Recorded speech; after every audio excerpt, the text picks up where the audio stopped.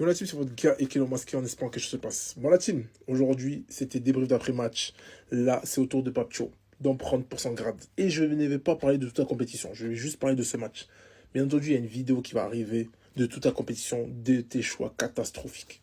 Parce que oui, tu nous as fait des choix catastrophiques de toute ta compétition. Chaque match en fait c'était, sauf contre Irak à la limite, mais c'était catastrophique.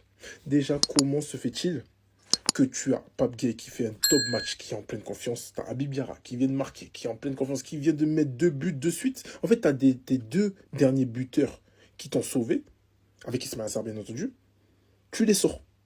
Or que ça t'a ramené de l'équilibre au milieu de terrain.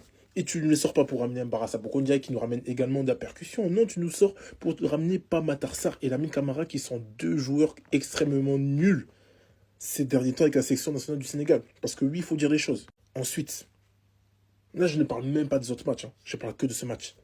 Ensuite, je ne veux pas trop t'en vouloir sur le poste de défense centrale sur ce match parce que tu avais déjà fait une erreur déjà de base. Voilà, déjà de base dans les défenses centraux déjà. Il y en a plein qui méritaient pas leur place ici et d'autres qui sont là-bas qui auraient dû être là. Voilà, je veux dire les termes. Mais du coup, ça se voit que du coup, tu avais trop de failles défensivement parce que tu as pris trop de buts. Déjà, tactiquement, on ne sait pas le Sénégal, c'était quoi le schéma de jeu après le 2-0. C'était bétonné, mais en fait, tu rentres pas des bétonneurs, tu rentres juste des joueurs qui sont là pour être là, des fantomas. Je suis désolé, mais Sadio Mané, c'est la légende, c'était trop fort. T'as vraiment marqué sur le Sénégal, mais tu ne devais jamais rester autant de temps sur le terrain. Pas, ciao, pour une fois, tu m'as écouté, t'as fait sortir Sadio Mané, mais t'as fait sortir Sadio Mané quand c'était trop tard, encore une fois.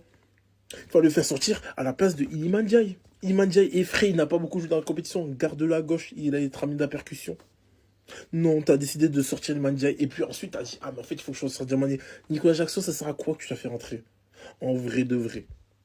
Au moins, garde-toi une cartouche. Tu fais rentrer Nicolas Jackson pour dire, j'ai fait des changements. Papcho, t'as paniqué. T'as paniqué tout simplement. Tu ne savais pas quoi faire, donc du coup, t'as fait des changements au hasard. En espérant que voilà, ça tue le temps pour voilà, arriver à la fin du match. Le Sénégal était au-dessus de la Belgique. Le Sénégal était plus fort que la Belgique. T'as perdu le match parce que t'as pas su gérer et pourtant c'était que Rudy Garcia à côté. T'as perdu contre Didier Deschamps tactiquement, contre la Norvège, et là encore une fois. Donc à un moment donné, il faut se poser les bonnes questions. Tu n'as tout simplement pas le niveau de coacher une section comme le Sénégal, même si je t'aime beaucoup. Ce débrief-là, je pouvais pas le faire à chaud. J'étais obligé de le faire à froid. J'étais obligé. Vous savez, quand vous travaillez et que vous faites une faute grave, une faute professionnelle, ce qui s'ensuit, c'est quoi? C'est le licenciement. Aujourd'hui, ce qui s'est passé, c'est une faute grave, un accident professionnel, ce que vous voulez. Bref, il doit y avoir un licenciement collectif. Je parle par rapport à certains joueurs, par rapport au staff et au-dessus. Le pire ennemi du Sénégal dans cette compétition, ça a été le Sénégal lui-même. Celui qui a saboté le Sénégal, c'est le Sénégalais lui-même. Tous les détracteurs qui nous attendaient au tournoi. Qu'est-ce que vous voulez leur dire?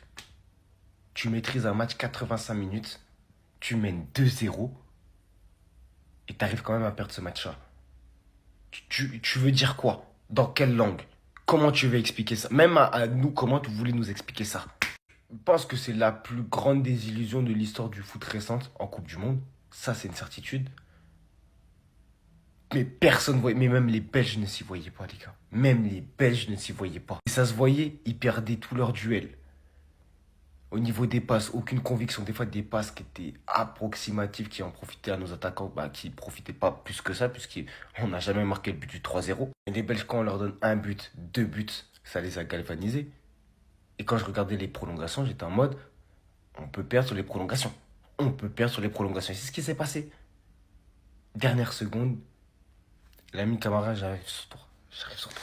Énervé. Franchement, je suis tellement énervé. Je vais pas vous mentir, je suis trop énervé en fait, tu vois. Parce que ce qui s'est passé aujourd'hui, c'est inacceptable. Je dis bien, c'est inacceptable. Il y a pas de ouais, ils ont fait une belle compétition, ils ont essayé, machin. Ils n'ont absolument rien essayé. T'as pas le droit de mener 2-0. Il reste 5 minutes, plus temps additionnel, maximum 10 minutes, je dis bien. Tu mènes 2-0, t'as 2 buts d'avance. Tu te gères pas comme des tocards, comme des nullards, je dis bien. Les boys viennent et puis ils perdent cette avance-là. Et après, tu perds le match. Vous voulez quoi? Vous voulez quoi? Vous voulez qu'on vous dise quoi maintenant? Vous voulez qu'on vous dise quoi?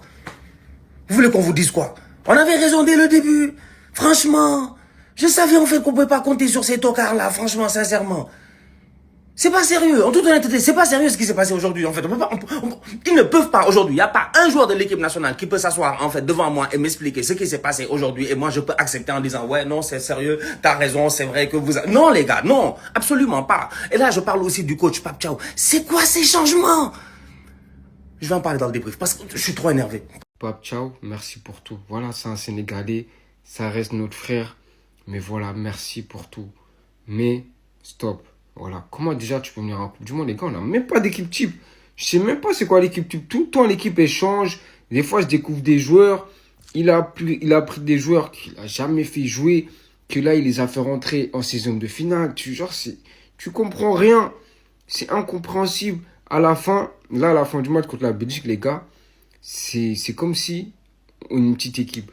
Genre, ça fait rentrer des joueurs comme ça au hasard. Bon, toi, t'es un peu frais, vas-y, viens, rentre. Non, les gars, c'est pas professionnel. C'est pas professionnel. Pape Gueye, il est sorti à la 60e minute. Pape Gueye, comment il sort? Pape Gueye, il était remplaçant le match d'avant. Comment un match comme ça, tu sors de tel joueur? Comment Sadio Mané, il est resté autant longtemps comme ça sur le terrain? Tout le monde nous voyait qu'il était KO. Comment? Non, dans ce match-là, les gars, il y a juste un joueur qui m'a fait kiffer, les gars, c'est Gana Gueye. Voilà, Gana Gueye. Non, Gana Gueye, les gars, en fait, je suis pas de lui. De base, je voulais faire une vidéo sur lui, mais je viens de me rappeler, les gars. Gana Gueye, franchement, les gars, il a 36 ans. C'est le seul qui m'a fait kiffer dans ce match-là. Parce que... Bref. Le nom qui ressort le plus dans la bouche des Sénégalais, c'est le nom de leur sélectionneur, Pape Thiaw. Franchement, depuis que je faisais que scroller les commentaires, les vidéos, les posts sur les réseaux, franchement, il n'y a que lui en fait. On le voit partout. Pape Thiaw doit dégager, il doit démissionner, il doit laisser l'équipe nationale. C'est à cause de lui qu'on a perdu. Si, c'est là, il doit partir. C'est lui la cause de tout ça. En tout cas, je vois son nom un peu partout. Mais bon, vu que vous-même les Sénégalais, vous l'aviez dit, je pense que c'est clair. Hein. Déjà, il a fait une composition que, voilà, n'était pas trop ça, on va pas se mentir. Il a fait aussi des changements, pas trop ça. Donc, si le Sénégal a perdu, si le Sénégal s'est fait remonter 3-2, c'est aussi en partie grâce à ses choix, à sa tactique. En tout cas, il en est responsable. Donc, comme j'ai dit, c'est le nom qui ressort le plus dans la bouche des Sénégalais. Pape Thiaw, Pape Thiaw, Pape Thiaw c'est ici, Pape Thiaw c'est là. En tout cas, il est partout. Hein. Il est dans toutes les bouches. Il est sur tous les réseaux. Il est sur tous les comptes des Sénégalais. En tout cas, il est partout en fait. Je suis sûr qu'il fera la une des journaux, je sais pas, au Sénégal, à Dakar. Je suis sûr. Franchement, voilà, qu'est dire de plus, hein. Les Sénégalais étaient éliminés. Grosse force à mes frères sénégalais. Voilà.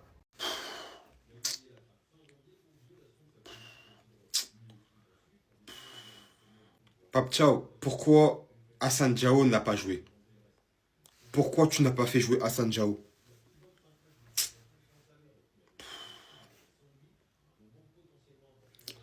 T'as préféré laisser Sadio Mané. Pourquoi faire? Pourquoi faire? Moi là, j'ai même pas envie de crier, j'ai pas envie d'insulter, j'ai pas envie de me... Les gars, pourquoi? Pourquoi? Ah, les gars, j'ai envie de chialer sa mère.